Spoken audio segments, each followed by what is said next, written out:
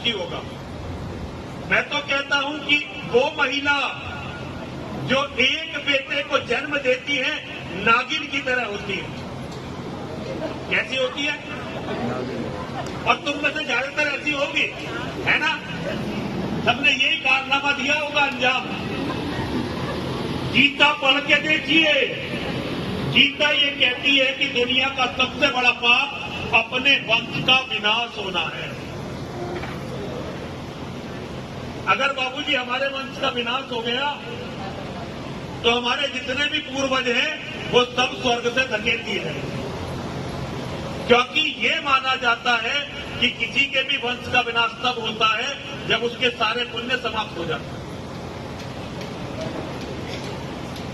और आप एक बेटा, फिर उसके एक बेटा, कोई ना लड़े, कोई ना मरे, तो अभी 5 या 6 पीढ़ी में वंश खत्म हो ही जाना है।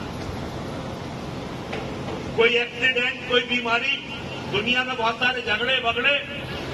वैसे तो अभी एक बहुत बड़ी समस्या मुसलमानों की भी है, जिनका केवल ये उद्देश्य है कि एक दिन आप सबको मार के आपके घरों पर कब्जा करेंगे और हमारी बहन बेटियों को मंडियों में बेचेंगे बलात्कार करके, या अपनी रखेल बनाएंगे। मेरी बेटियों क्षमा करना, ये बात गलत है पर मुझे कहनी पड़ेगी।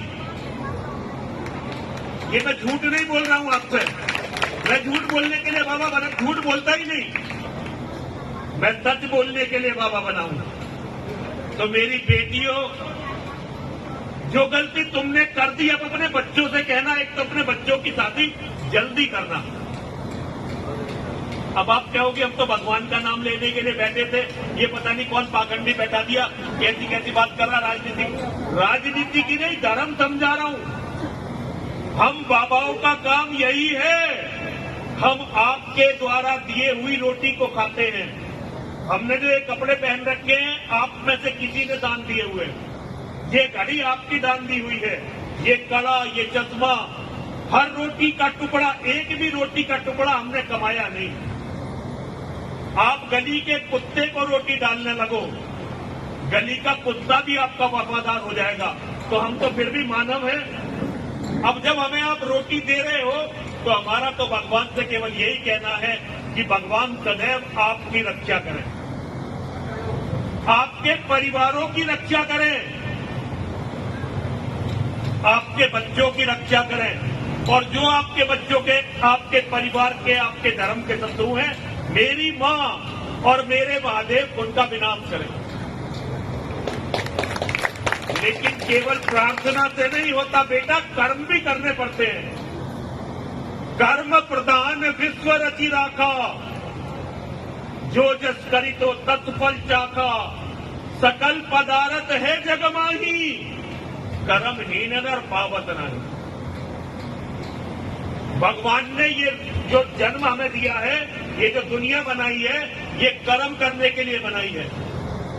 और दुनिया में हर चीज है, अपने कर्मों से हम हर चीज को प्राप्त कर लेते हैं। लेकिन अगर हम कर्महीन हो गए तो हमें फिर कुछ नहीं मिलता। कर्महीन नर पावत नहीं, कर्महीन नर को कुछ नहीं मिलता। तो मेरी बहनों, मेरी बेटियों, मेरे बच्चों, मैं आजकल अपनी बहनों से, बेटियों से ही कह रहा हूं। आदमियों से तो कहना मैंने छोड़ दिया, तो समझते ही नहीं। तो मैं अपनी बहनों से, बेटियों से, माताओं से यही बात कहते घूम रहा हूं, अपने घर, अपने परिवारों को बचा लो। एक तो अपनी जो जुबान है ना, थोड़ी इस पर काबू रखना सीखो, और जुबान का प्रयोग घर में प्यार बढ़ाने के लिए करो। अपने पति को उसके भाइयों से, भतीजों से जोड़ने के लिए करो। ऐसा धरती पर कोई बेटा नहीं होता, कितना ही लायक बेटा हो, 1-2 बार जीवन में जरूर कहता है कि तुमने हमारे लिए किया क्या। और यही बात अगर देवर के लड़के, जेठ के लड़के कोई कह दें तो उनसे लड़ाई। अपने लड़कों की भी तो सब झेलते हो। ये सोचो कि वे भी तुम्हारे बच्चे हैं।